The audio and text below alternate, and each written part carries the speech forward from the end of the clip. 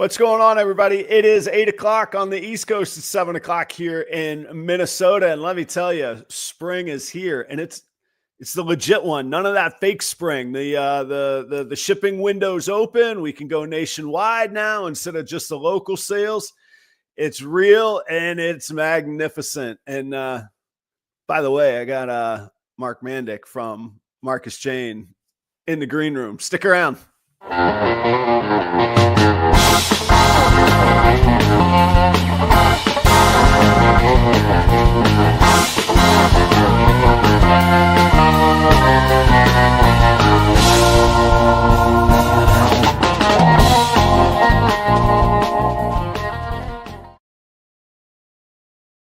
Good evening, everybody. Thank you for being here tonight. It's another Tuesday night, another episode. But as I mentioned in the intro there, Mark Mandic from Markus Jayne is on the show tonight, and I genuinely don't know where else you would be. It's kind of cheesy to talk this way about the person like listening in the green room, but Mark is somebody that I've had on my list for a long time.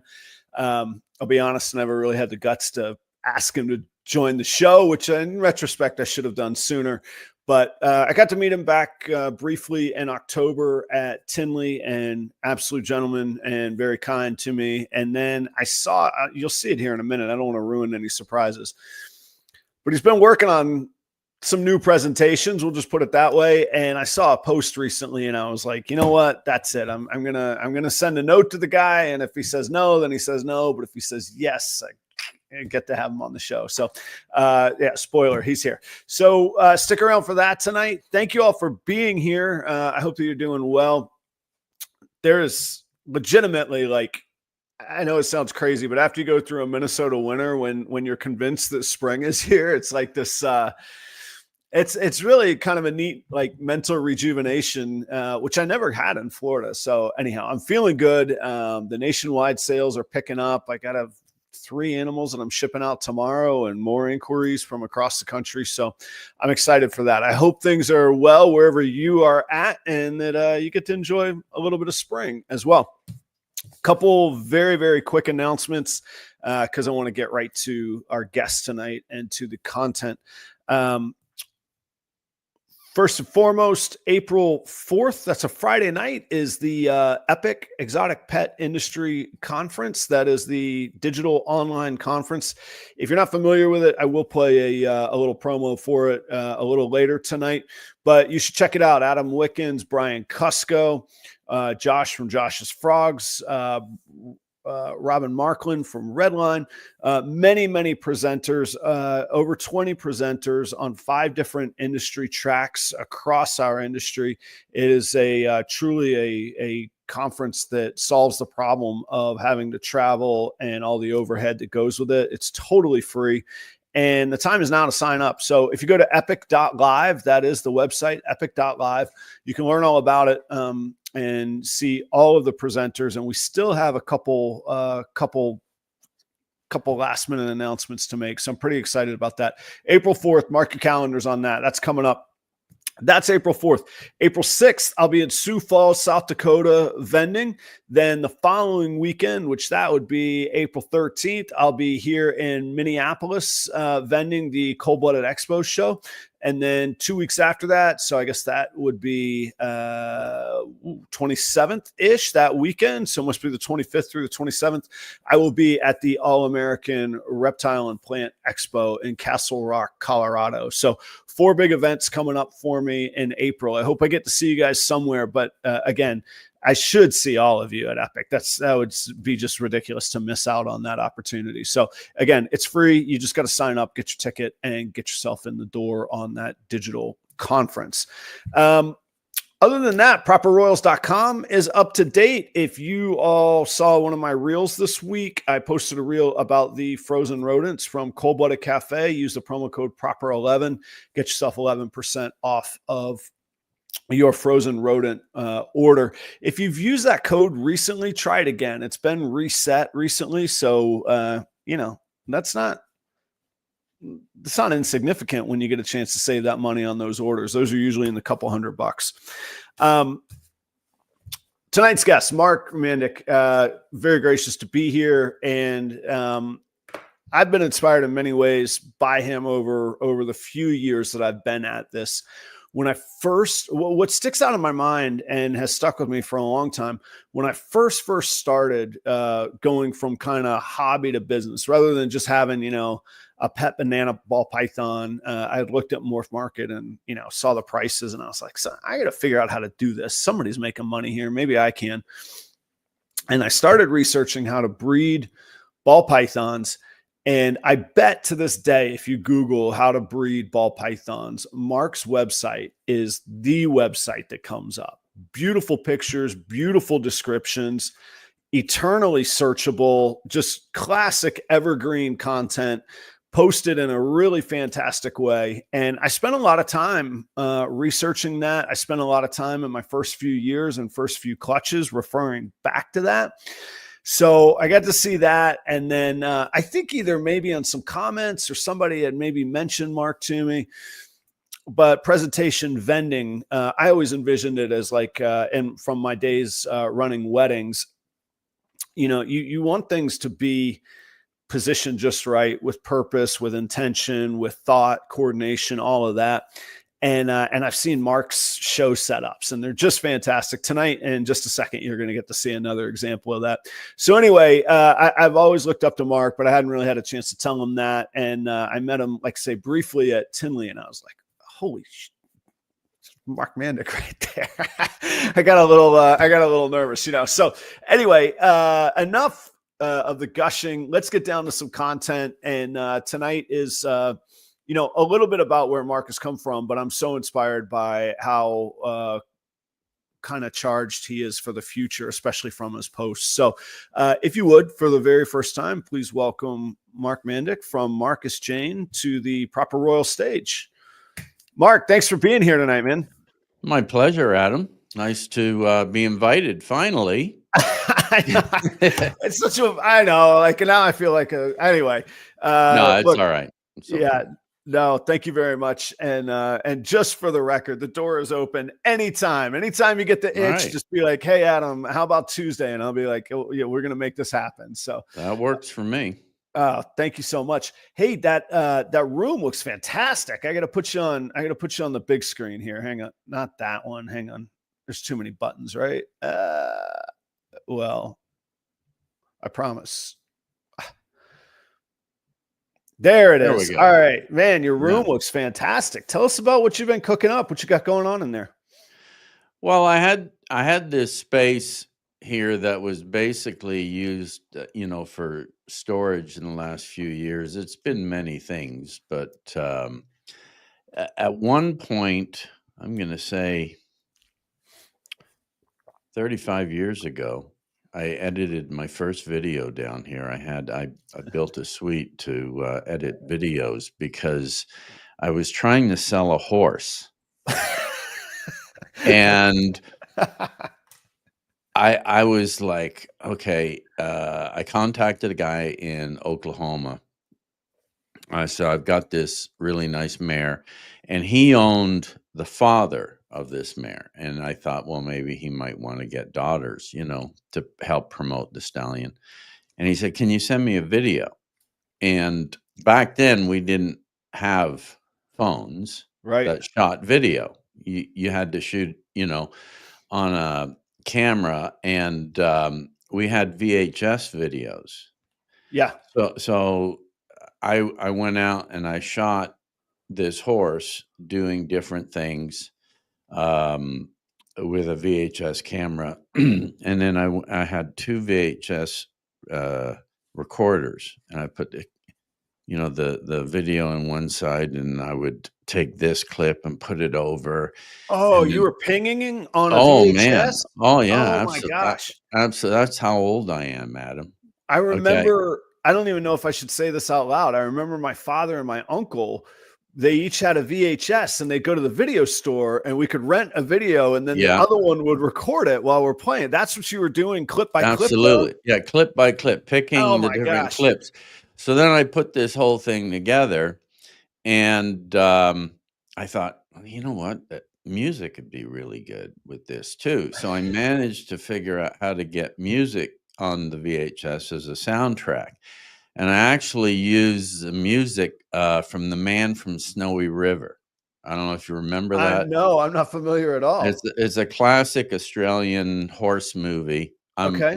I'm originally from Australia, I didn't know that. so it was kind of close to my heart.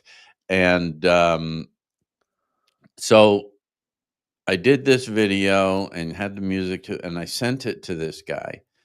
And he was a good old boy. I mean, he was cowboy through and through, and so he called me right away. He says, "Hell, that was a hell of a video you sent me." He says, "Nobody's ever done that before, whatever the way you've done it with music." He said, "I can't help but buy this horse." So, and he did.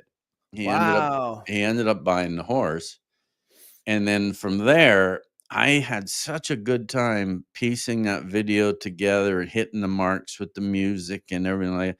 I decided, I want to start making some videos. So I did, and it led to a job at a TV station making TV commercials. And I had made that video, which was nothing to write home about, but I had done another video for a horse farm because I was very involved in horses. And I said, "Can I do a video for you?" He was a friend of mine, and he said, "Sure. Do you know how to make a video?" And I said, "Not really, but I'm sure I can figure it out." Hmm. And I went and bought all this equipment and set it up in this room. It was my editing suite, and I ended up Oh, wow. making this. I made the video, and it turned out really, really well, and used some great music and everything like that. And then I took it to a local TV station because they were looking for somebody to do a bit part in a commercial. So I kind of applied, and I got the part. And I said to the guy we were having lunch, I said, um, "I made this video. I'd like to show it to you if possible." And he said, "Sure." So I gave him the video, waited a few days, and he called me. He says, "That was an amazing video." He says, "It really was." He said, "How many videos, like, have you been doing this one? How many have you done?" I said, "Including this one?" He said, "Yeah." I said, "One." And he said, "Would you be interested in a job?" And I said, "I would." And a few weeks later, I was hired as a commercial producer. Wow. Yeah. Is that what you consider your career? Like I like the Mm. idea that most people in our industry, like the snakes aren't their career. Like they have this expertise that they came from. What do you sort of consider that way? Or is it now the snakes? Like, I I mean, was you that now. was a stepping stone. I mean, that was the snakes. I left there, I think, 22 years ago. Okay. All right. So that's pretty quick. And so I did it for 10 years. I Hmm.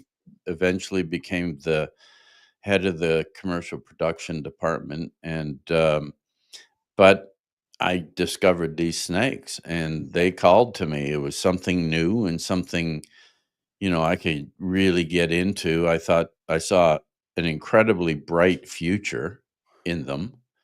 And after 3 years of owning snakes, I decided to quit my job at the TV station and go work and do this full time. Wow. So, it was one of my careers. I've had many careers. But, that's what life is about. If you could stick your toe in several things or taste. It's like going to a buffet, you try different things, and things you like, you go back for more. And that's kind of what I did. I mean, I could have you got a couple hours? I can tell you. I set a little time aside each Tuesday. All Yeah. right. Well, let me ask you though this: what was you said? So this would have been around 2000, rough math, I guess. What was the gene or the combo or the morph that showed you so much promise that kind of like what was that hook in those days? Like now, I can imagine there's 99 things that would hook people that have never seen ball pythons, but in those days, what was it? It's going to shock you.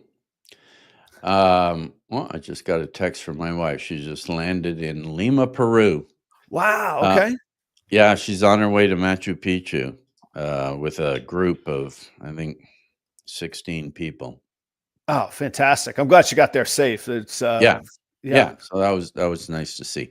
Um, okay, it will surprise you. I mean, I first got introduced to ball pythons in fall of 1999. Purchased my first ball python in 2000, and the one that got me the most excited was pastel. really, And really yeah, and back then they were called pastel jungles, okay. and it was Greg Graziani was the founder of Oh, cool. Pastel Jungles, and I befriended Greg. We had a lot of things in common, and I eventually bought, my first male from him and a bunch of normal females because I couldn't get any females up here. It was really Sure. hard to do. How did Yeah. you geographically? How, and I mean, we had the internet in those days, so it wasn't impossible, but it wasn't like now where you could just fire off messages and stuff. How'd you connect with Greg in those days? I called him Yeah. the Okay. old-fashioned Yeah. way, Just pick up the on phone, huh? pick up a phone and hopefully, he answers. So, Yeah. and he did, and we talked for hours. I mean, about snakes and stuff like that because I was, he had been doing it for some time to the point that, he had found this new gene and proved it out and whatever. And I was all about, look, this is going to be a huge industry one day. And he was curious. I mean, he believed it as well, but he was also curious as to why this new guy from Canada Right. thought, ball pythons was going to be absolutely huge. And I think I was right. I think so. Or on that topic, though, do you think we've reached that hugeness, or do you think that there's still huge avenues ahead? I think there's huge avenues ahead. Um, I don't think we're going to be discovering that many more genes out of the wild. I think we're going to see a lot of genes that come within, collections very similar to, my Scrambler gene. Hmm. My Java gene all came from, within. Um, but, and, the Axanthic, MJ Axanthic. Um, but I think it's a lot like it's gonna be like the koi market because, there's no new things happening that I know of in the koi market, but it's still absolutely huge, and I think, in order to propel it further, we need to not just have, um, shows where we vend at, but we also need to have shows where we show, Mm. meaning where people can actually win best of class, best of this, Oh, best of that. I mean, if you look at any livestock industry that flourishes, whether it be dogs, cats, horses, even fish well, obviously fish. I mean, yeah. when you get koi selling for over $1 million, it's because they won a big show. Yeah. We don't do that. And I'm not the one to organize it at this point, but I hope somebody out there, uh, Kalen Gennell, hears it and organizes something like, or Steve, Stephen Caps, Mm. um, because I think that if you can show that you've won, certain prizes or whatever based on the quality of your snakes, it's just going to give people more of an opportunity to talk. Also, more of an opportunity to win. Hmm. Because when you look at, for example, the horse industry, I have a friend that he's a trainer and he just got hired by a very, very wealthy man to train his horses and whatever. And, two horses he just paid, over 300,000 US for just two horses. And his goal is to win. And it's about ego. You know, so if we can encourage that part of it, it adds another level to the industry. Have I seen, I might be making this up. Have I seen, have we seen that on a scale at the shows in Asia? I'm thinking that there have we. Okay, I thought so. What's is I that? believe in Thailand. Yeah. I think Justin was at a show and they had best of show, whatever. But you know, it has to be done a certain way. In order to do it, and these are just my own thoughts, is you have a room and it has cubicles set up, meaning you know, it might be a 16-inch or 2 foot by 2 foot plexiglass cubicle, and you have to go in with your snake and put it in there and close it up and leave the room. Nobody knows who owns that snake. Sure. Okay. And people have, the judges go in and judge or whatever. It can also be, you know, fan favorite. But the key is you can't have shown that snake on the internet or anything anywhere. The first time it makes an appearance is at that show. I see. So it adds that whole mystery to it. Like, we're going to see things that nobody has seen before. Right. So you got to keep it under wraps. As much as people want to, you know, be the first out and say, I got this and whatever, you know, saying you're the first to produce a blah, blah, blah, blah, blah morph won't even buy you a coffee. But if you put it in a show and people go around and they judge and they see and they go, I've never seen anything like that, it's going to create conversation. And it's also going to create people coming in and just buying snakes that they could potentially just show. Right. Would you have the snakes identified in this hypothetical scenario? Yeah, you would have it identified. There would be a number. And it also, you know, I mean, I'm sorry, with the genetics or with the known genetics. Yeah. You would. Okay. Yeah. Why not? It promotes the genetics as well, right? Yeah. I think, you know, maybe some people might disagree with that, but I think sometimes we overlook sheer wow factor beauty and we get caught up in our own egos a little bit of, well, this is a this and this and you know, or you know, I mean, you were just talking about the pastel, like you say pastel and people roll their eyes. And I saw one of the most actually your name came up the other day. I was at Mark Bailey's place and he showed me a pastel super gravel clown. I would have laid money. It was hypo DG clown. I mean, it was just the cleanest, most beautiful animal. And he says, no, it's just pastel clown with super gravel. And I was like, I left so inspired. I was like, that's attainable. That's beautiful. That's an amazing animal, you know? Well, I think Billy Rice has Desert Ghost clown with pastel chocolate, I think it is.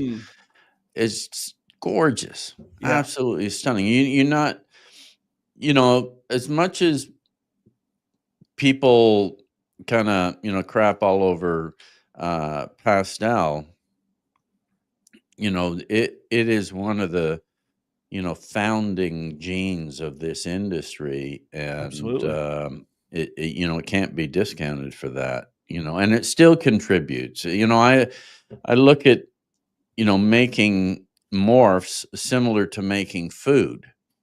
You know, if you're going to make bolognese, which is, for those that don't know, it's a Italian spaghetti sauce with meat. You're always going to include tomato. Well, tomatoes are cheap. Yeah. But it'll be nothing without the tomatoes. Oh, it'd be a pile of meat. Yeah, it'd be terrible. Right. Well, it depends on the kind of meat, and then you got a steak. But you know what I'm saying? Yeah, it wouldn't be the sauce, saying, though. you know, that just because it's an inexpensive gene now doesn't mean it's not going to make a huge contribution in something.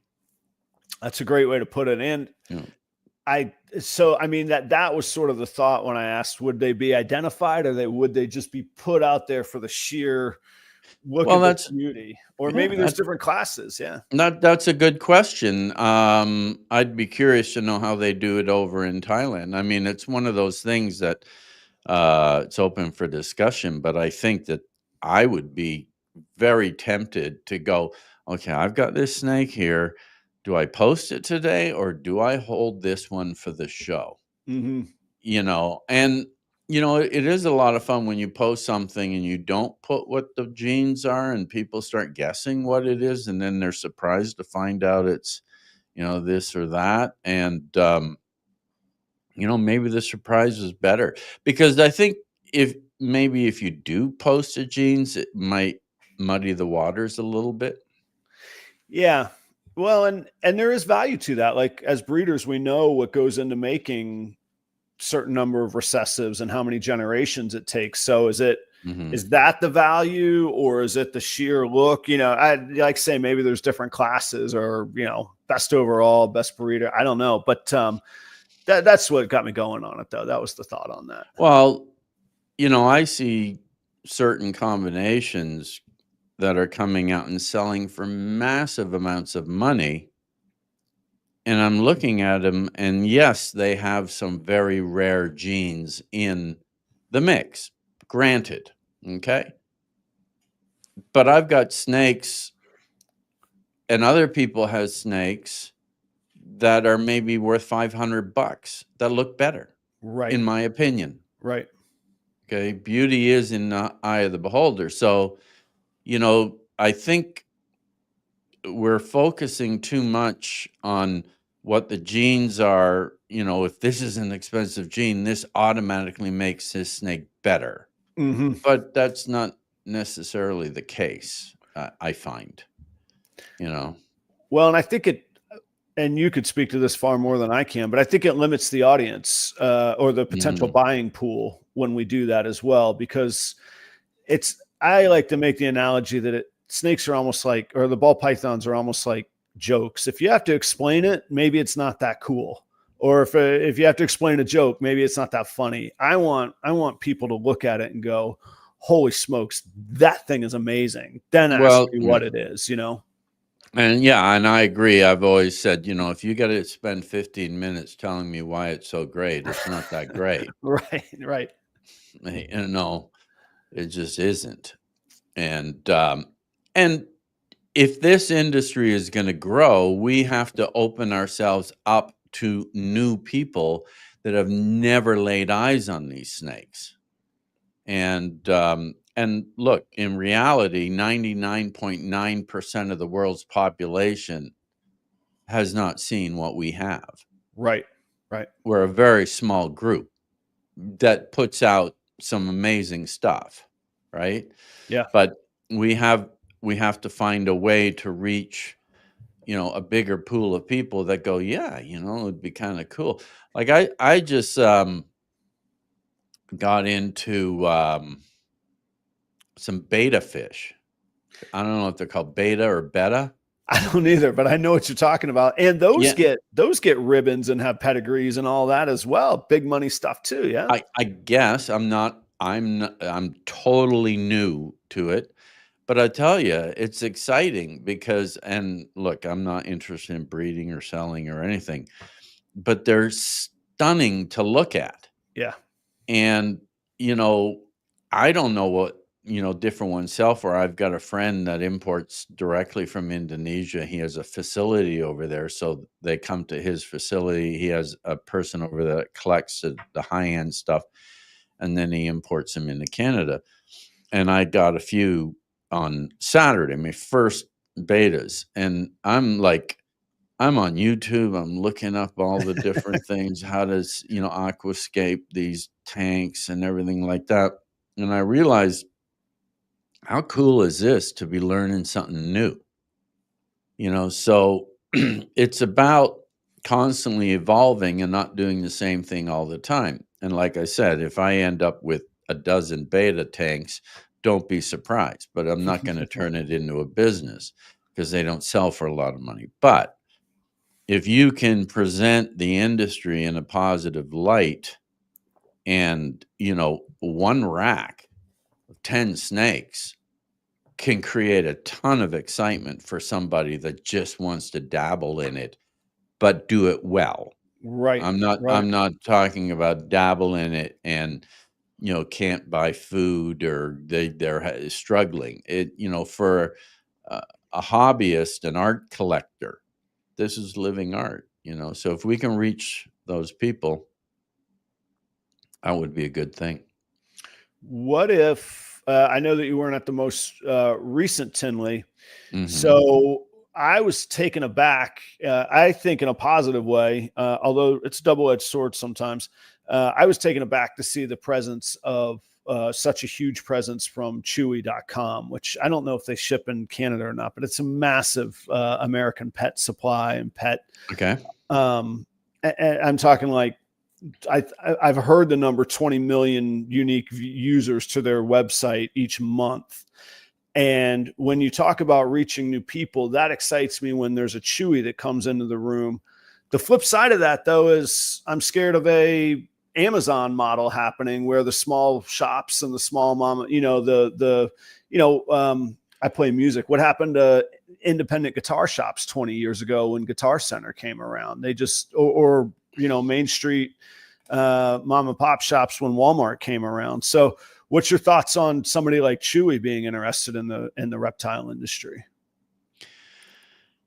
Well, I don't think, unless they're planning on breeding themselves, there's just so many directions we can go in with mutations to create, new and unique, beautiful mutations. So Correct. Yeah. there have been big mega breeders in the United States.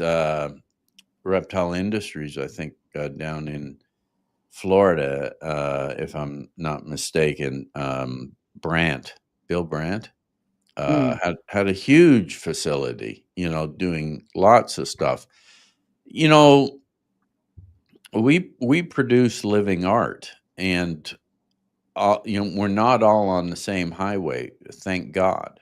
You Right. know, That's true. That's true. right? So we're all doing things a little bit differently. I do things a certain way. I see Will Moreau's from Royal Canadian Yeah. Reptiles is in here. He does. He's on a different, road than I am, which is great.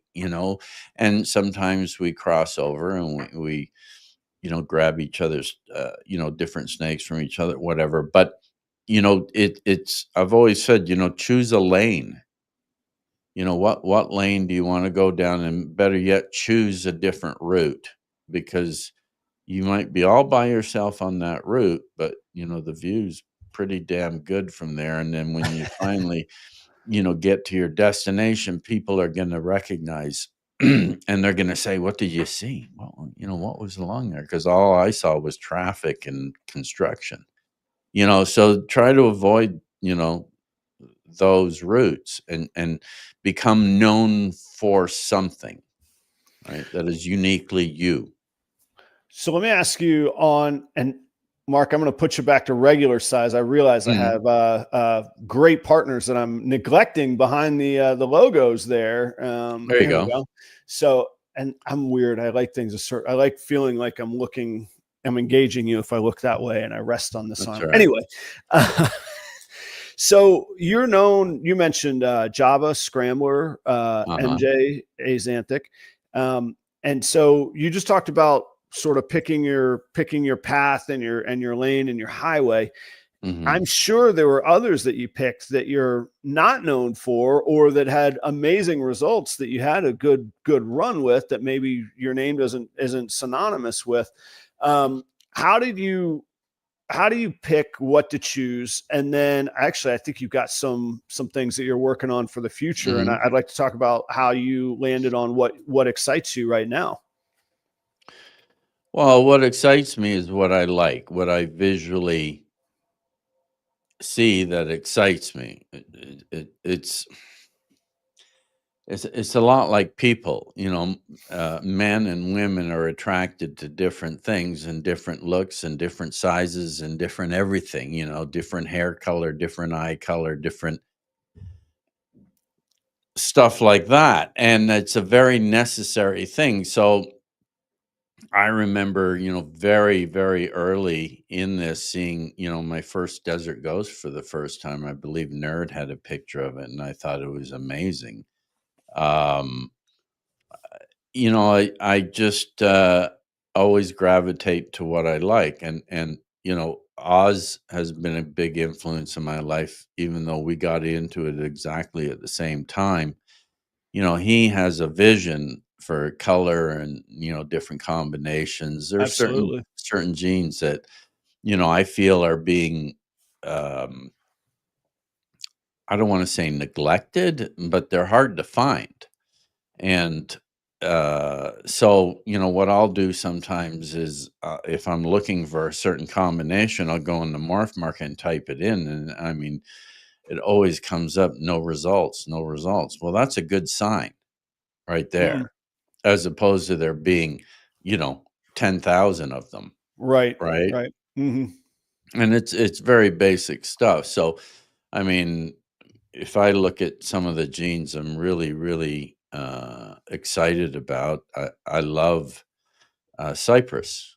I Hmm. think what cypress does to clown and the color, and it works well with Orange Dream. And I'm huge into Orange Dream. I was one of the first ones to really embrace the Orange Dream project. Um, but yeah, reptile and Mark and Kim gourmet rodents is built both in Florida. Yeah, Yep. exactly. Um, Thanks, Dale. so it I still think beauty will overtake genes. I think if it's an inexpensive snake, but it's beautiful, there will always be somebody that wants to buy it, especially once we get into further into I'm just keeping snakes that are beautiful. I don't care what the genes are. I just want good looking stuff. Right. Right. Yep. And part of the problem with this industry has been that, we have great looking stuff as babies, but when they get older, they're not that great looking, That's true. you know. I mean, that's pretty universal, but we do sell things, with color, and it would be nice if that color stayed intact for a longer period of time. I feel like that's like the mission now. Like that secret's out. Like that's it's either is or well, no, I wouldn't say it's well known. We all know that there's buyers that go, what happened? And you're like, well, that's what happens. But again, to go back to that snake I saw with from Mark Bailey the other day, that was an adult breeder female. Like Yeah. that was part of why I found it just so inspiring. I was like, holy cow, there's an answer to this question of how do Hmm. we make these amazing as adults? And I like that's been an inspiring question for me for much longer than the past few days, but it was neat to see that and go, oh, there's an answer. Well, Mark is a great friend of mine, and he's one of my favorite humans on this planet. I mean, he is very special, and he's extremely humble, but he has some of the greatest stuff out there. I mean, Yeah. and he's just not out there posting it as much. But I've never been to his place, but you have, and I'm sure you can attest to the fact that there's quite a few drawers that you open up, and you're like, "What? Like I mean, seriously?" yeah, Yeah. every drawer. It was just like, Hmm. what's behind this curtain, and Hmm. you nailed it. Most importantly, I mean, he was just incredibly welcoming. I think we had coffee for an hour and 20 minutes before we ever looked Hmm. at a snake. It's just Yeah. one of those kind of moments. And yeah, it was great to do business with him, but it was much better just to get to meet him and hang out. I never met him before, never spoken to him before that. Well, see, if you come here, Adam, I'll make you lunch. I'm famous for people sitting down and I make them lunch, and Shane because told me that. Shane you know, attested to that fact. Yeah. yeah, that's the only reason he's coming back to Canada, apparently. You know, Where I know I'm a I'll leave geopolitics alone. Where in Canada are you located? I assume in Ontario from yeah. Shane's trip. Where in Ontario are you at? Well, we're just about an hour and 15 minutes northeast of Toronto. Okay. All right. So Toronto is the largest city. We are just north east of Buffalo. We're across the way of the lake Yep. from Buffalo, What's the and name of the town or the township you're in? we are in Peterborough County. Okay. All right.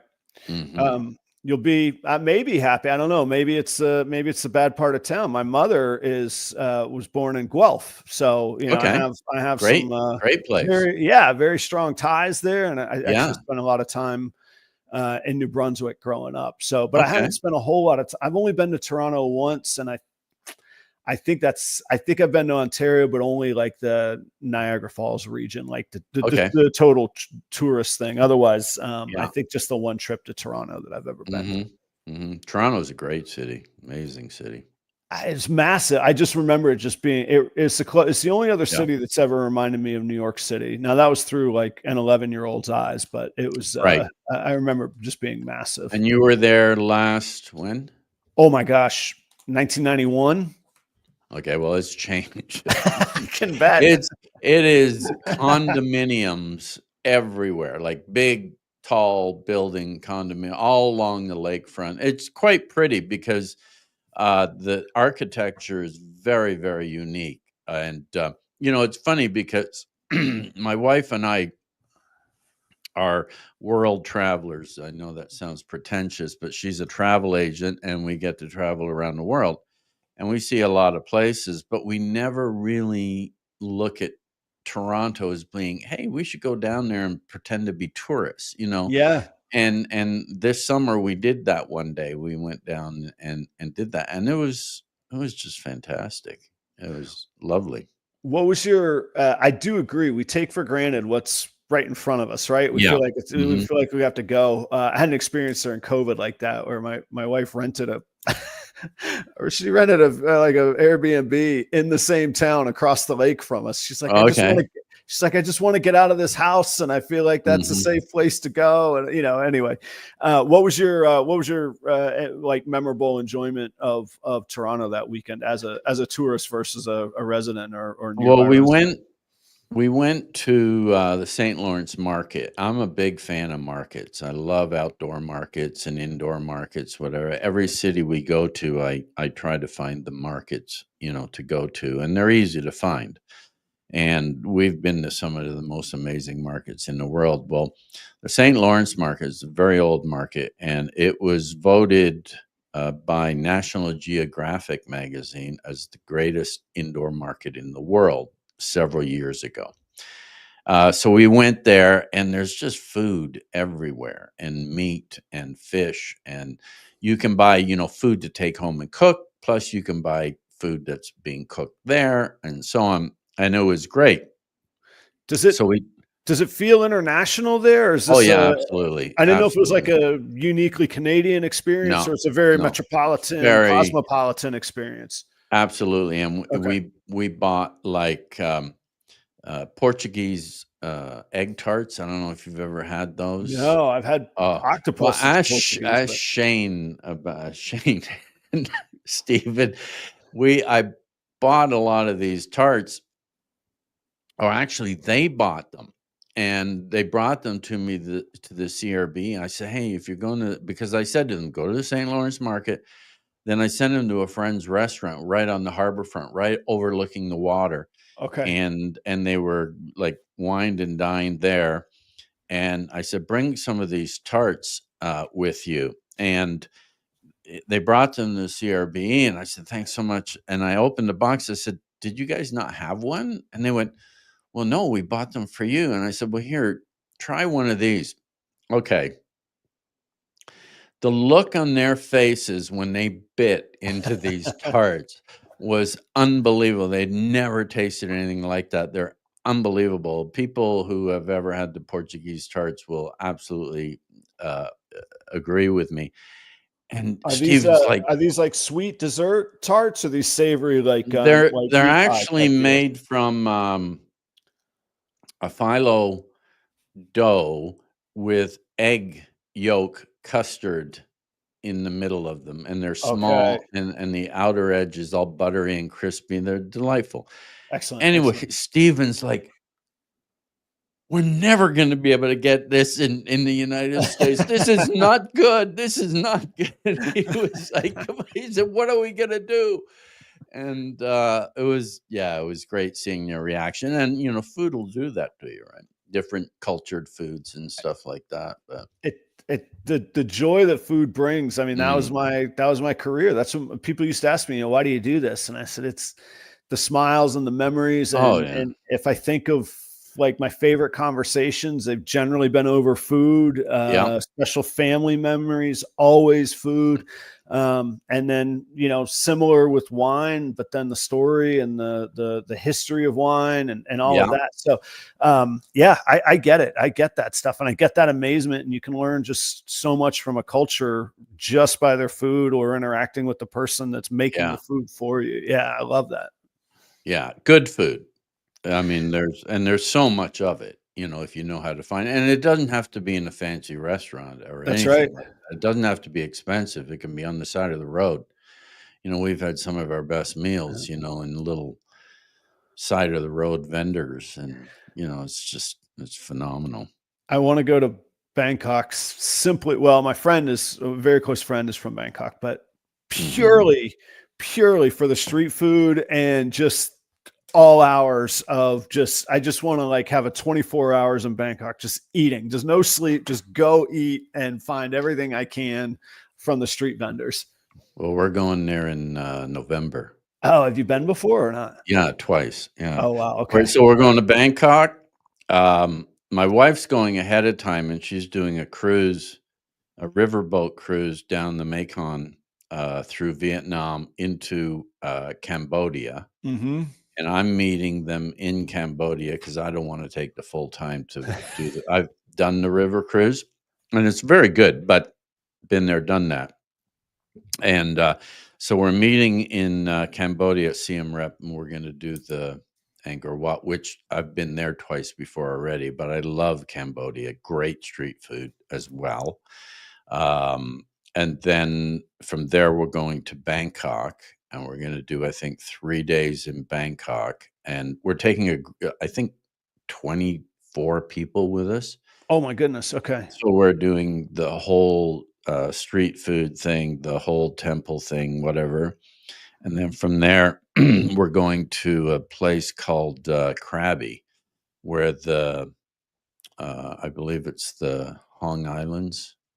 If you've been watching White Lotus, the recent White Lotus, that's where it's shot, and it's spectacular, and it's, beach and islands, and Mm-hmm. it's very tropical, but, we've had food there where, it'll be a family, a scooter, and they've got their wok and a burner, and, and they're cooking in this thing, and they've got their kids there, and, they'll hand it to us in a bowl, and we'll just sit on a little plastic bench and eat this, and it'll be the best thing we've ever eaten. It's Yeah. so, like, the flavor and freshness and all that it's absolutely incredible. You will love Bangkok. Love I'm sure the Bangkok. experience adds to it too. Like it wouldn't Oh, fit. absolutely, It yeah. almost wouldn't fit to have white linen and polished No, no, we china never and eat. silverware, right? That wouldn't make any sense to have that with that. That's not my kind of restaurant. I don't. I'm the school of Anthony Bourdain. Give me a plastic stool Yeah. that's half the size it should be, and some spicy noodles, or I'm good. Yeah, I'm good. I'm gonna make it a goal one day where I want to have a meal with you, whether it's here, whether Yeah. it's there, whether it's in Bangkok. I don't care. It's now on my list. Now, were you a cook? Were you a chef? No, so I started my career, believe it or not, at a like a box store, Ruby Tuesday, casual dining here in Okay. America, and I was there for 10 years, and then I left there. I got pretty disillusioned, which actually was a really good benefit, and I said I'm out of here. I was 26 at the time. I'd gone from Mhm. dishwasher to general manager, and then I was going to say by luck, but by networks, relationships, friends. Somebody said, "Hey, I interned for the vice president of food and beverage at the PGA Tour. You should meet this person." I said, "Yeah, that sounds pretty damn good. Let me go Yeah. meet this person."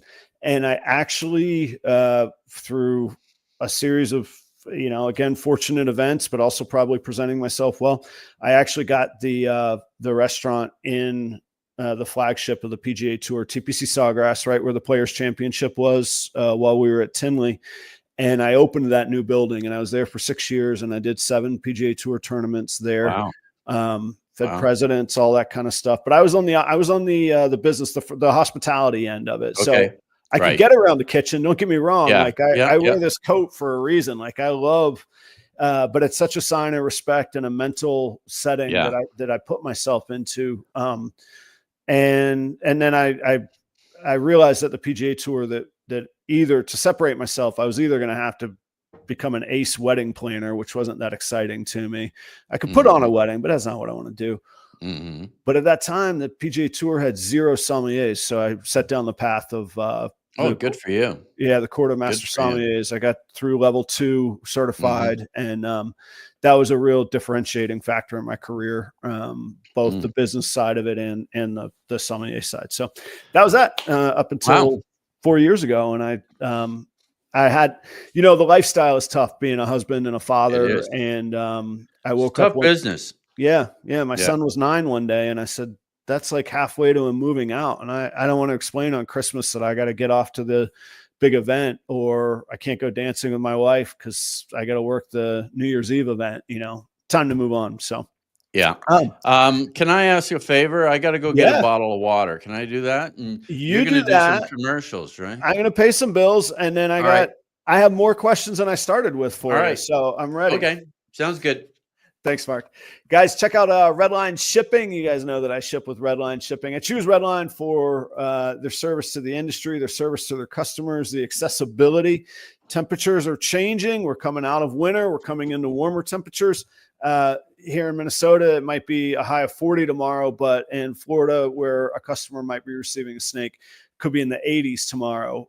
What's a shipper to do responsibly? I'm going to call Redline in the morning and say, here's where I'm at. Here's where I'm shipping to. That's just one example. Check out redlineshipping.com. Use the promo code PROPER5 for $5 off of your next shipping label. Charlie at shedtest.com. I talked to Charlie this week, and he's got 3 new tests coming out. 2 that everybody's been clamoring for. He swore me to silence, but I promise you those are on the way. So keep your eye out for those. In the meantime, there's currently over 40 current genes available for testing. Axanthic, Wookiee, Sunset Clown, Puzzle, Ultramel, Zebra, all of the Yellow Belly complex. Go check out shedtesting.com.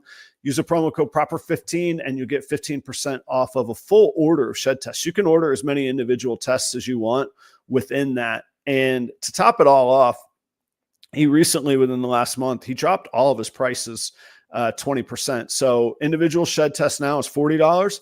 Second gene test on the same animal is $20. So lots of opportunity there, and the 15% does still apply to those new prices. I don't know how long that'll last, but go check that out. Next is Reagan Renee Royal Pythons. That is the current defending undefeated 15 Minutes of Lame champion. You know him from Chris Eaton's Fat Man contest, but there's a heck of a lot more to him than that. Charlie is working on Kryptons, Desert Ghost, G-Stripe, Candy Pied, Clowns, single, double, and triple recessive ingredients, as well as some visuals I think he started producing as well. So check him out there. Danny and Renee Rocha, that is Portuguese Pythons out in Chino, California. I love their Ultramel stuff. All of my Ultramel pied ingredients are from them, and they mix in these great dark codoms, het red Axanthic, blackhead. I've got a super blackhead Ultramel. I've got blackhead het red Axanthic, head Ultramel female. So very high quality stuff. They are doing stuff in Sunset. They're doing stuff with Clown, with Zebra. Go check out their morph market. Their hatchling season tends to come around November and December. So they've actually just got fresh offerings on their morph market. Check that out. Trevor at Ball Labs. That is Trevor in Aurora, Colorado. You know, Mark says to keep things focused. Trevor likes to work with any and everything that he can get his hands on. I've got the list here, but one thing I like about Trevor is he likes looking at genes that maybe have been forgotten or got passed over or got blown off in the past and have just been patiently waiting for something cool to be done with. So he does like to work things like that, but he's also working Puzzle, Ultramel Clown, VPI Axanthic, Tri-Stripe, Monsoon Zebra, and Sunset as well. He's also a licensed rodent breeder in Colorado. Technically, to breed and sell rodents in Colorado, you have to be inspected and licensed. And Trevor's one of like less than 10 people that's done that. And I like the idea that things don't happen in a vacuum. If he cares that much to do it the right way on rodents, I guarantee you that way. He's also got a new podcast called Breeder Underground. That is Trevor at Ball Labs. Last but not least is Chris at BNS Reptilia, the original advertising partner of Proper Royals. He's also who I vend Tinley with, and we've made some animal investments together. Chris is the name of his company is BNS Reptilia because he focuses not only on ball pythons, but blood pythons, locality boas, colubrids of all shapes and sizes, Pituophis, the bull and the pine snakes, and he is knowledgeable on those species. He'll make sure that you have the right permits, that it's legal where you're at, any questions you have on husbandry and care. And he's also the regional distributor for the chipper in Pennsylvania. If you are interested in doing business as a distributor for the chipper, also get in touch with Chris. Last but not least, audience, thank you for being here. Otherwise, like, nobody gets to see these really cool conversations that I get to be a part of and learn from and all of that. So thank you all so much for your support. I appreciate you being here. Tonight, we've got Mark Mandic from Markus Jayne. I don't think he needs any introduction, but if you're not familiar, go check out his website. From day one, that was one of the things that I stumbled on in this industry. And I regret that you know, we're about 2/3 of the way through the show, which just means there's going to have to be subsequent episodes with Mark down the line. But Mark, thanks for being here. Really, really big question. Mm-hmm. What the hell motivates you? Why get out of bed with these snakes anymore in the morning? Like you've done so much. You have all this other interesting life that we've talked about, from markets to travel, just the background, intriguing person. What motivates you to keep going and not like just like dabbling, not screwing around, like top notch, keep going? Well, I realized a while ago that if you're going to have a great life, a happy life, you always have to put something in your path that you look forward to. And nothing does that more business-wise than this industry, because, you know, you're always doing new pairings, and when you do it and you realize you're going to get eggs, your imagination goes wild and you're constantly thinking about that. And then you finally, you know, the eggs come, and then you've got, okay, I've got this shot at doing this, and then they you know, their heads stick out. And you know, it's always every morning, it's a ritual, you know, especially during you know, the laying season. You go out, you're looking for eggs, you get those eggs, you put the eggs away, and then you're waiting for them to hatch, and it's always something that's interesting that is happening. It's not, you know, there are some jobs, and I mean, let's face it. I have a friend, he's an executive chef at a really nice restaurant in Toronto. That's where Steven and Shane went. And he loves coming here to cook, for me to cook for him, because he cooks the same thing every day. Right. Every day. Yep. He doesn't stray from the menu. Occasionally they might change this or they might change that, but it's the same thing day in and out. How boring a life does that become, right? If you're not injected with creativity throughout your journey. Imagine, you know, going on a scenic route, but all it is flat, you know, and there's nothing to see.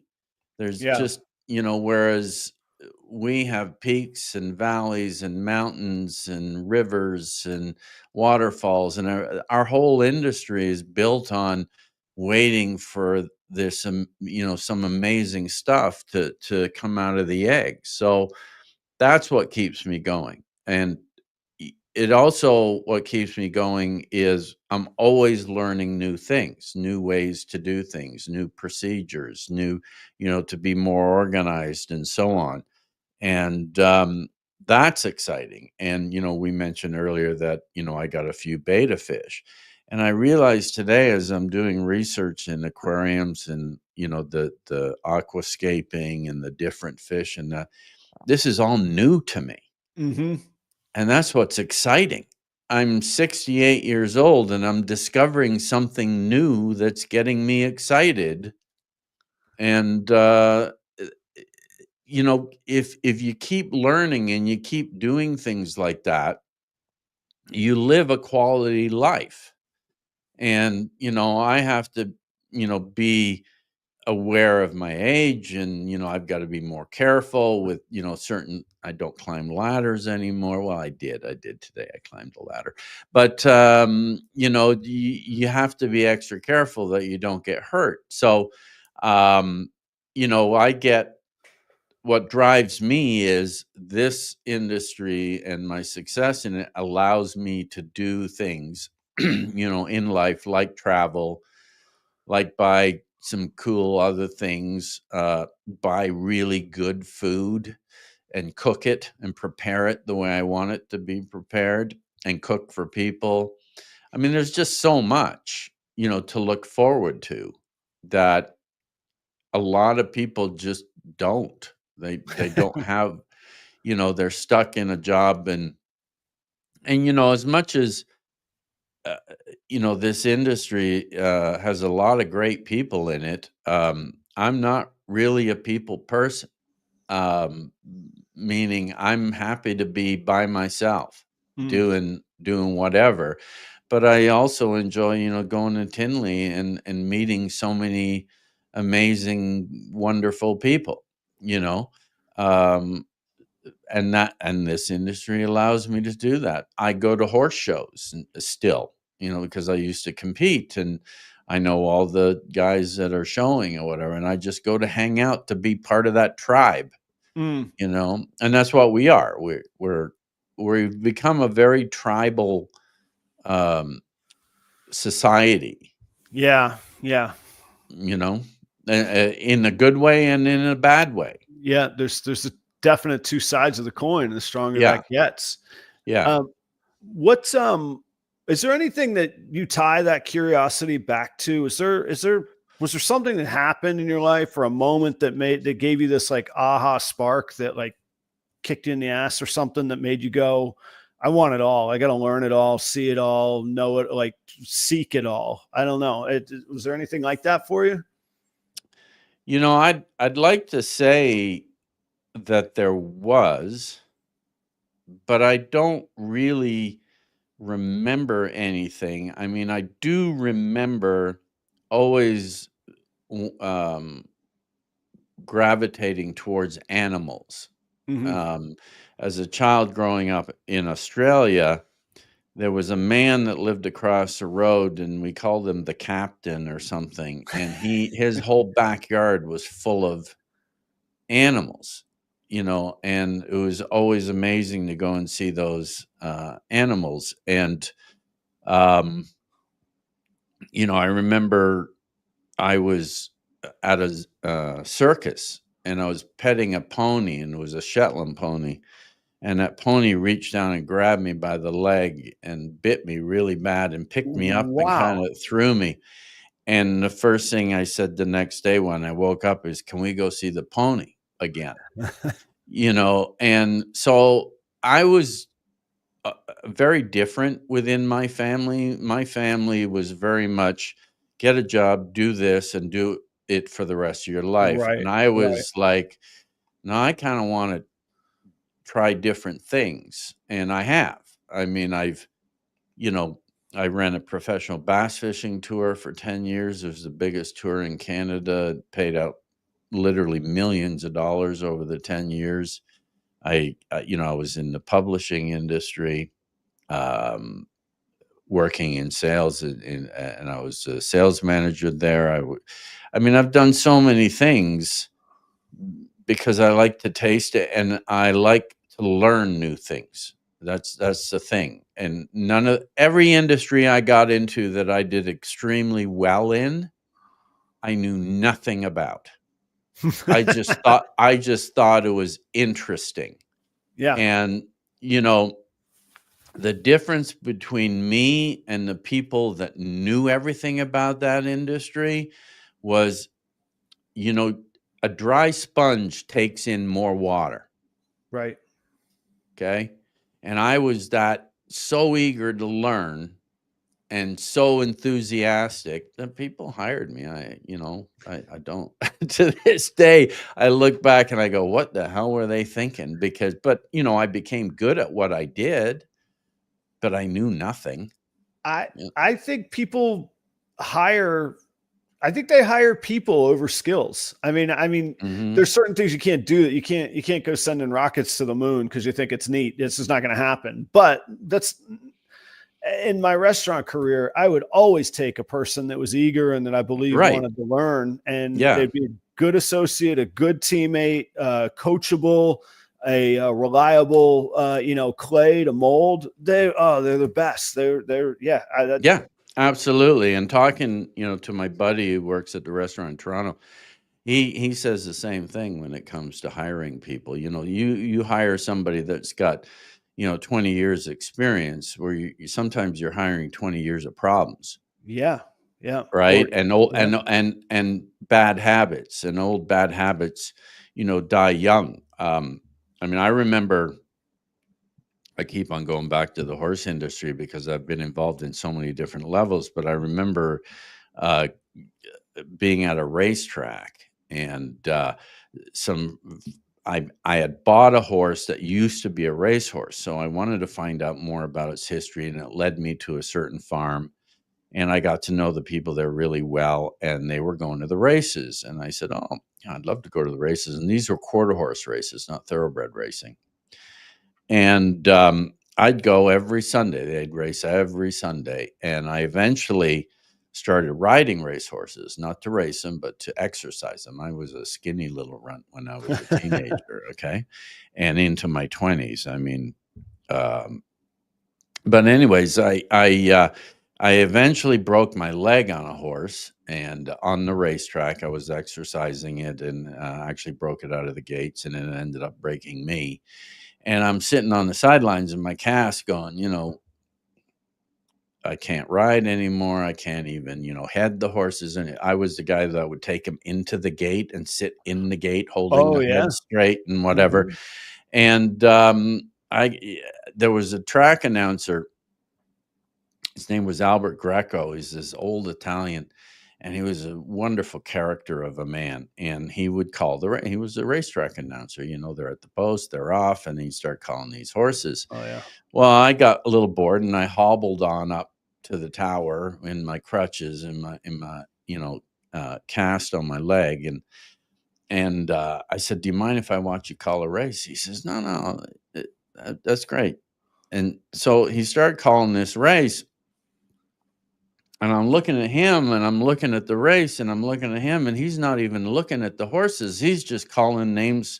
He's just reading from the program, right? He's not even looking. And I'm like, "How did you do that?" And he says, "Kid," he says, "they don't listen to you anyways. They're too busy screaming their heads off wanting their horse to win. You just call out the names." I said, "Oh," I said, "do you mind if I try it?" I said, "I'd like to give it a go."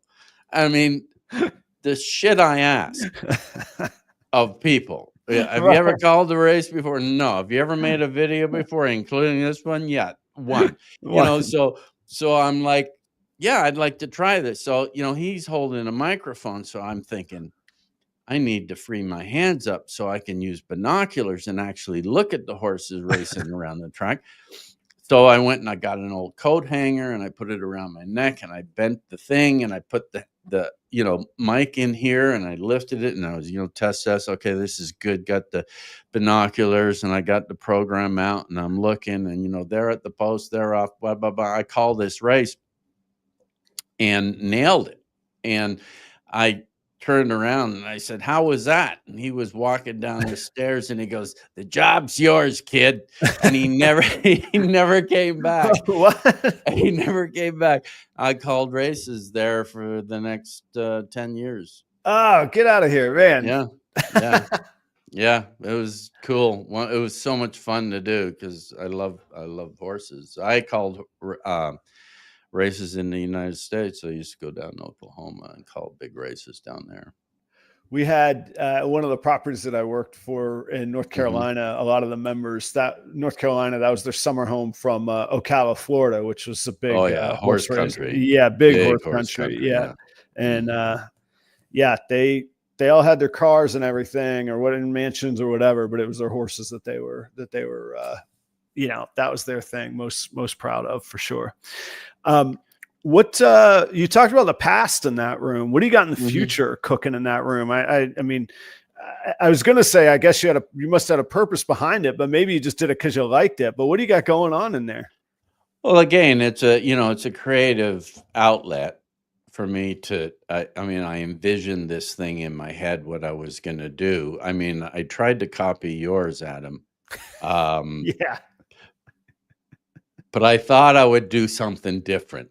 And so I had this envision in my head, but it's not just that I, want to do snake podcasts and like this. I also do want to interview some of my closest friends like Mark Bailey, Ozzy, Justin Kaboka. I'm dropping names now, but you know what I mean. I want to talk, but I don't want to talk about snakes as much as I want to talk about their lives, because we all know what they do. We all know what temperatures they keep, snakes at and whatever. And we'll dabble in that. But I think it's really important. One thing I recognized a long time ago is that everybody has a story. Yeah.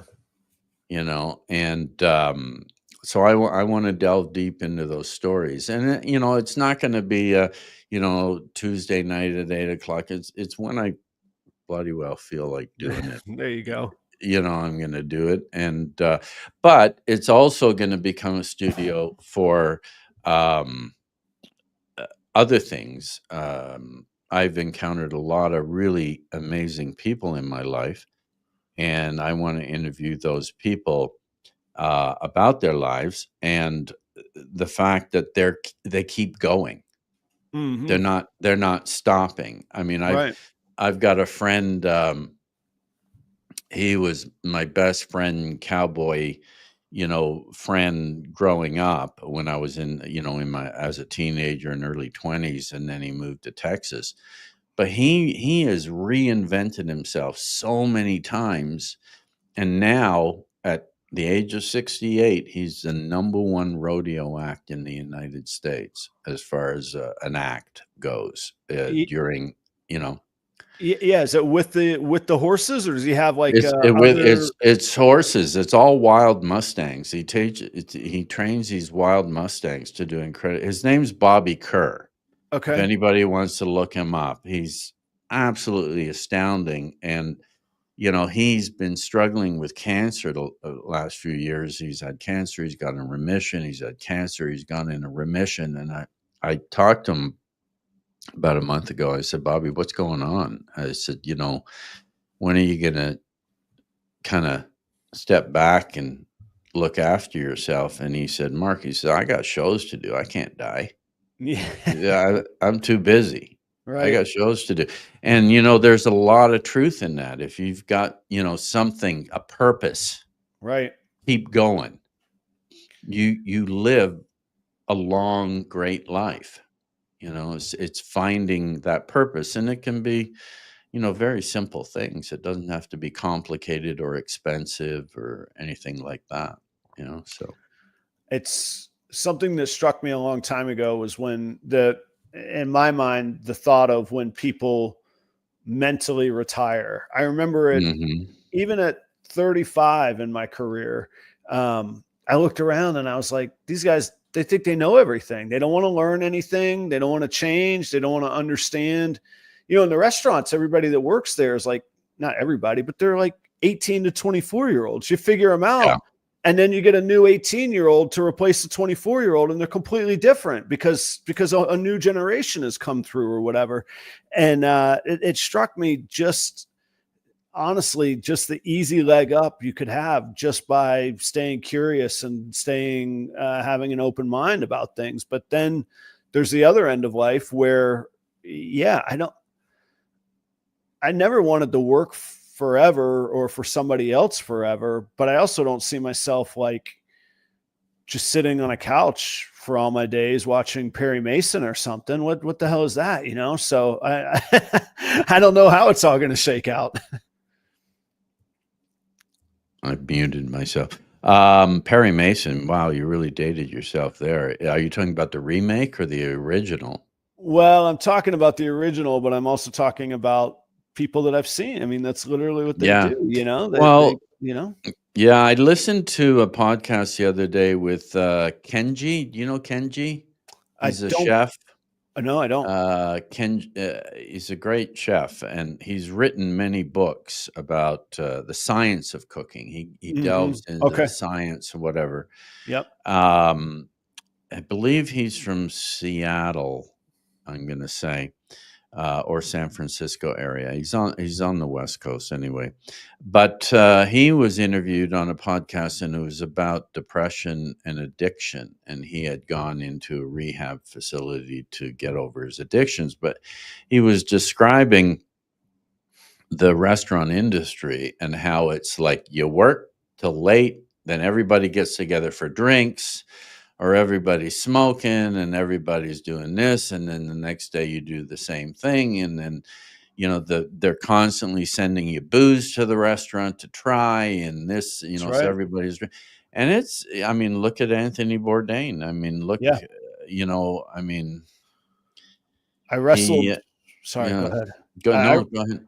I wrestled a lot with that. And that was, I always took pride that in the kitchens and the restaurants that I ran, that what you do to yourself, you got to be able to handle, and that stuff you can't do at the restaurant. There's a time for professionalism, and there's a time for play.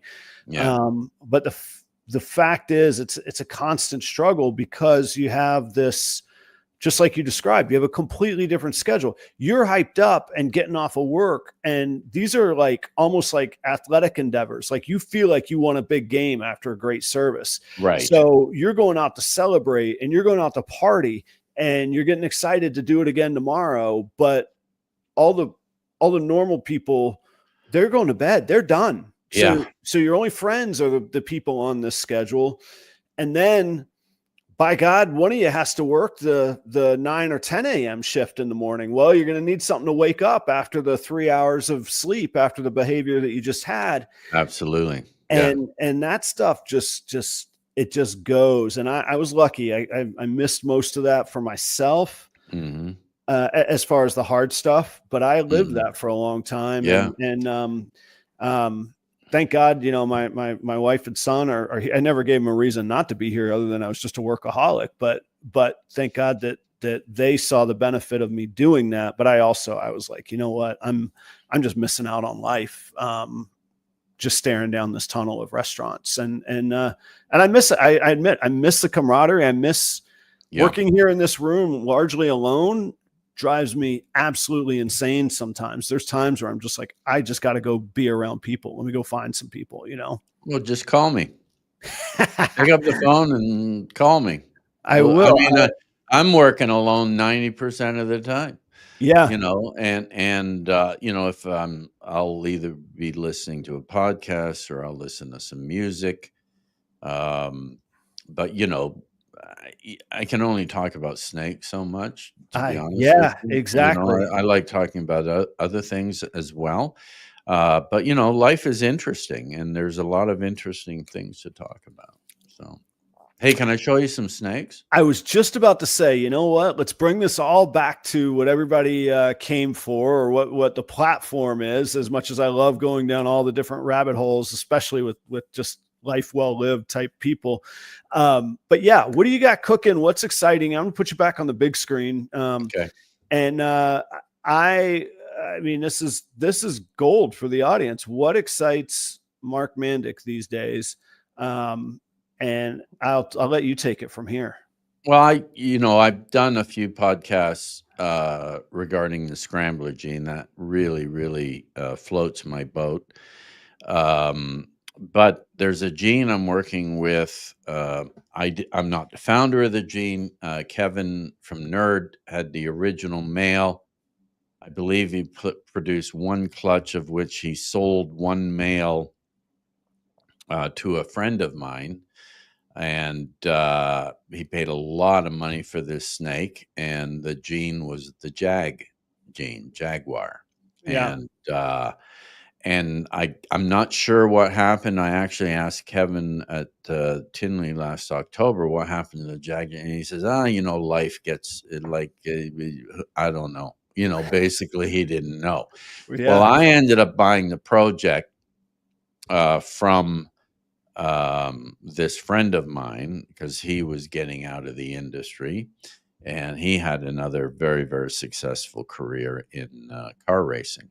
And so he sold me the project, and I was just kind of sitting on it a little bit. And then I had Michael Graham from Blackheart Exotics pop into my place once, and I was just showing some snakes, and I said, yeah, there's a new gene, it's called the Jag gene. And he says, you have any for sale? And I said, yeah, I'd probably, sell this one. And he says, all right, what do you want for it? And I gave him a price. He's all right, I'll take it. So I sold it to him, and he ran with it. And what I didn't realize at the time was I had another male that I was using that was a combo male that I thought was, the Jag combo.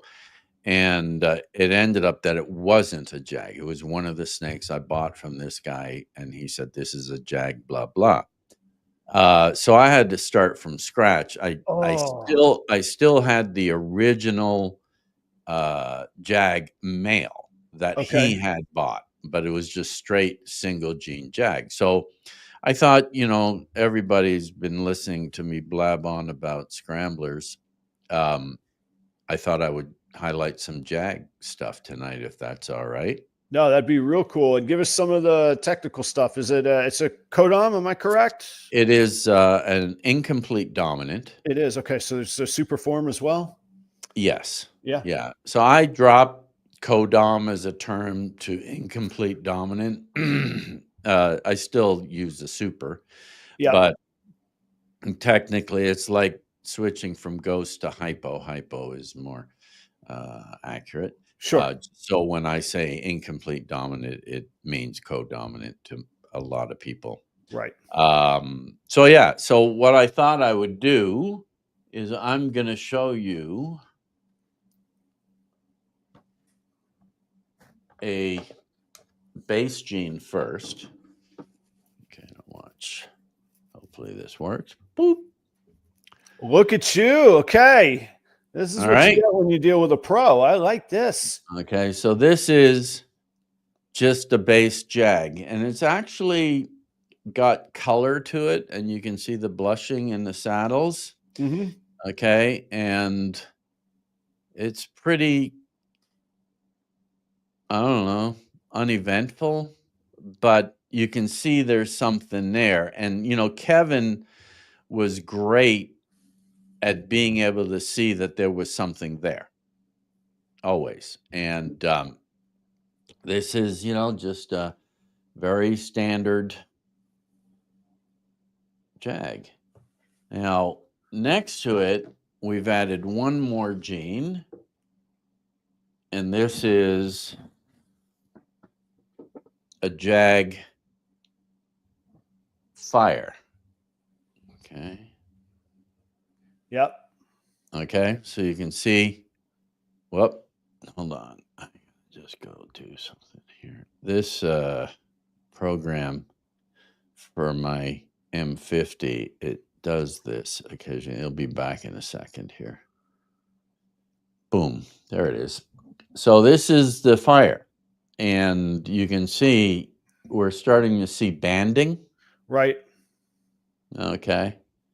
And again, it's just another element of shine, like a gold to it. Yeah. Okay. So I'm going to put these two away. I just let them loose on the floor here, and then I collect them up later. So this is a Jag yellow belly.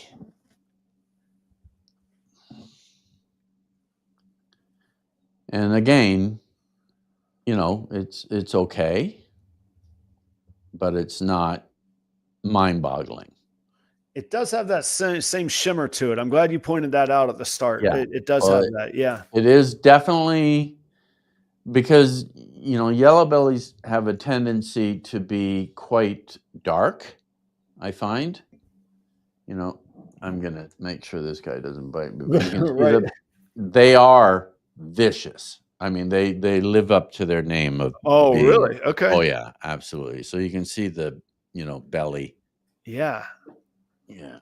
So then we have a Super Jag. And it is just Super Jag. Wow. Okay. Yeah. There's that'll No yeah. other mutation. There's no orange dream. There's no nothing in there. That'll get some butts in the seats right there. Nice. Yeah. And then this is a Super Jag Butter Leopard Pastel. Okay. Whew. Wow. Yeah, I'm looking at, I mean, I'm just trying to think how to even describe that. That's pretty neat. That's the butter and the leopard doing that, but you know, it's see, he nailed me, the little bugger. Yeah. I mean, they never miss a meal. Now, this one obviously is a lot younger than this one over here. Sure. You know. So let me try and save my fingers here and put this away. I'm going to put this away. And this is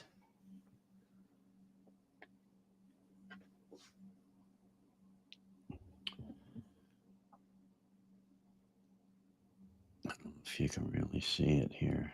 Did you get DG into it? Is that what that is?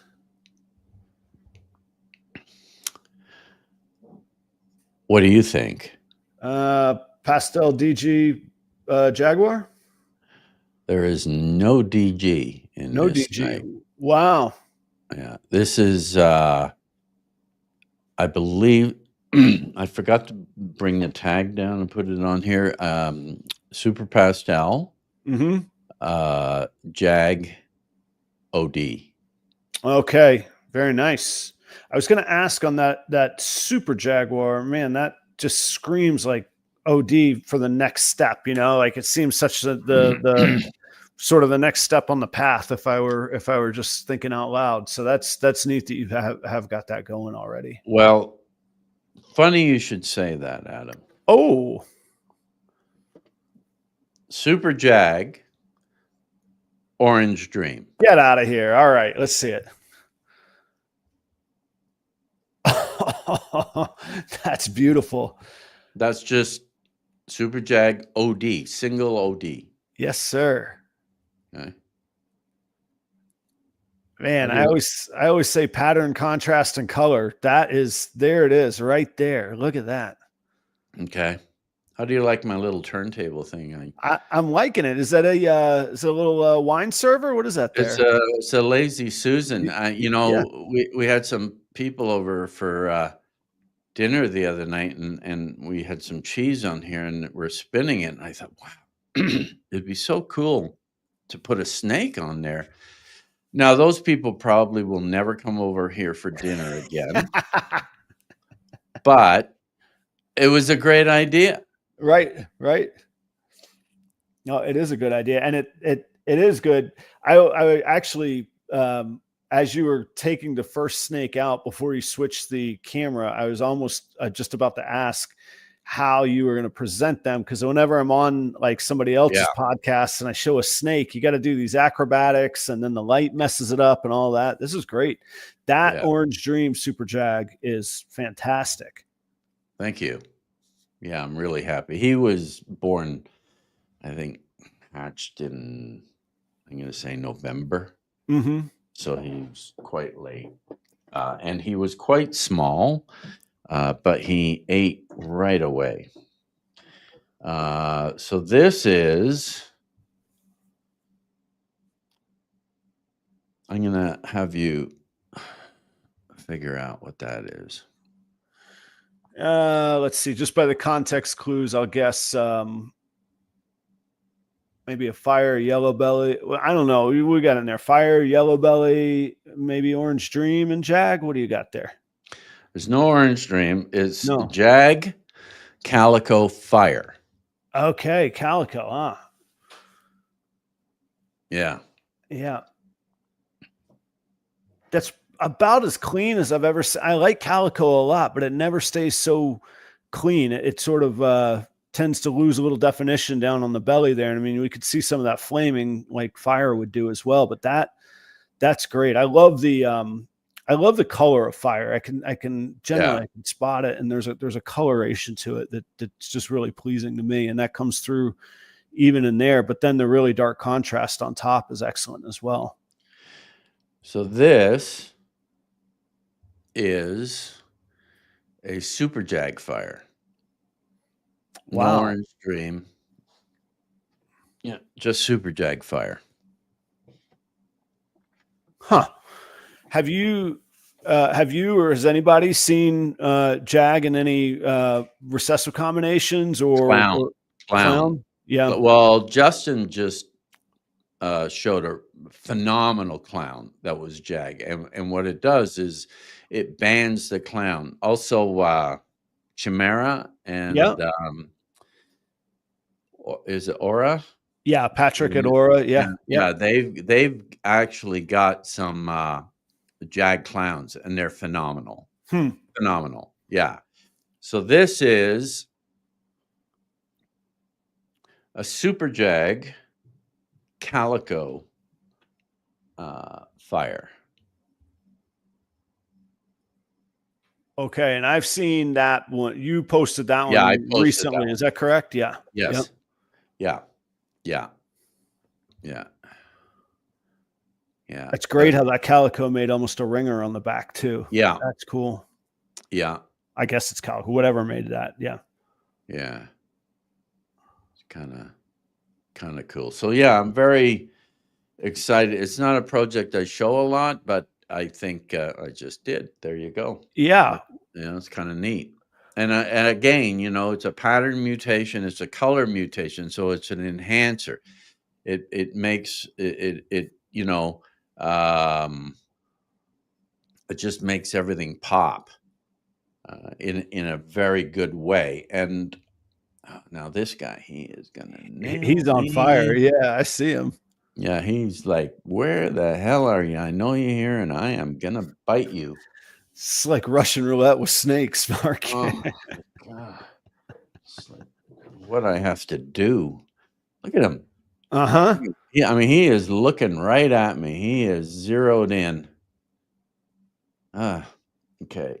I'm just gonna look at the water. There it is. There you go. Have a drink. Okay, I'm gonna put that one. I got one more to show you. Okay. Okay. Once this guy he's like, gets put away, I'm coming to get you. Look at his mouth is open. There you go. There you go. So this is an older. So this is a 2023. Okay. Oh, nice. Still fire in that one or not? Jag OD Fire. Okay. 3 genes. Jag OD Fire.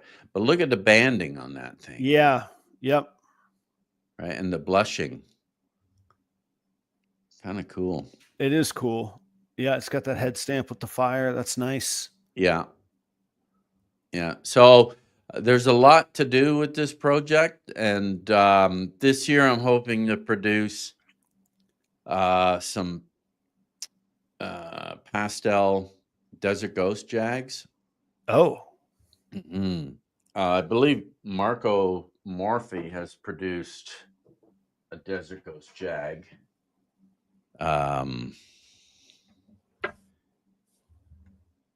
This year, I believe, early this year, he might have. But yeah, so that's something I'm hoping to get done this year. Yeah, that'll be a nice boost, even more so on the contrast on the banding as well, and the coloration, as you were talking about. Actually, yeah, I mean, there's a reason why DG is so popular for sure. Yeah, love that gene. Mark, I guess, well, a pressing question. Do you have any for sale? Any on any listed anywhere? I will be putting some Jags for sale on Morph Market in the next 2 to 3 days. Ooh, okay, right around the corner. All right. Yeah, I've taken the pictures. I've edited the pictures. I just need to get them on there. I might even do it tomorrow morning. Just take half an hour and just do it. But I do most everything here by myself. So, including the rats. And tomorrow's feeding day, and so I'll see how I make out tomorrow. But with my wife in Peru, I've got more time on my hands. I usually work till 10 o'clock every night now. Yeah. There was a moment there I thought you were going to say you were a little bit shorthanded, but you said, no, I've got more time now. Yeah, I got more time right. Because I do, believe in quality time together. We absolutely, so at a certain time we stop working, and she's self-employed as well. So she's, we go, okay, at this time we're going to stop and we're just going to spend the evening together, enjoy a glass of wine, watch some good TV or drink have a nice meal and just talk all night and listen to some good music. Yeah. Yeah. I could do that with you all night, Mark. I got to ask, will you, I got to have you back sometime. We've just, anytime. It's a blast. I love it. Anytime. Thank you so much. I don't know how else to send people off. I mean, you could be found on Instagram, the usual places, Morph Market. Are you doing any public shows anytime soon? Any plans on that horizon? I'm going to be doing the Canadian show, the CRBE, in September, and it's a great show. A lot of Americans came up last year. Yep. And they said they absolutely loved the show. And a lot are coming back this year, so that's a show. There's a window of opportunity opening up. I can't give the details of it, but it involves another really good friend of mine in the industry that might allow me to actually start doing some U.S. shows. Cool. Okay. Yeah. Well, we'll stay tuned. I'm already plotting in my mind how our paths are going to figure out how to cross in person. And I will have a nice bottle of wine for somebody I know that can enjoy it. And we can tell stories and listen to stories. And I'm thanks so much for being here, Mark. It's been a real pleasure. It's been my pleasure. Absolutely. Absolutely, Adam. Thanks for asking me. Well, thank you so much for being here, and I will ask you sooner. I give you my word on that. I'll ask you back sooner for sure. Audience, I will be back same place, same time next week. I can't wait to see you. In the meantime, go check out some of Mark's content and posts and all of that. You got a little taste on those Jags there if you haven't seen it. Mark, thank you so much. Stick around in the green room. I feel like I'm stumbling into wrapping this up, but we're out of here. Thanks, everybody. Right. Good night.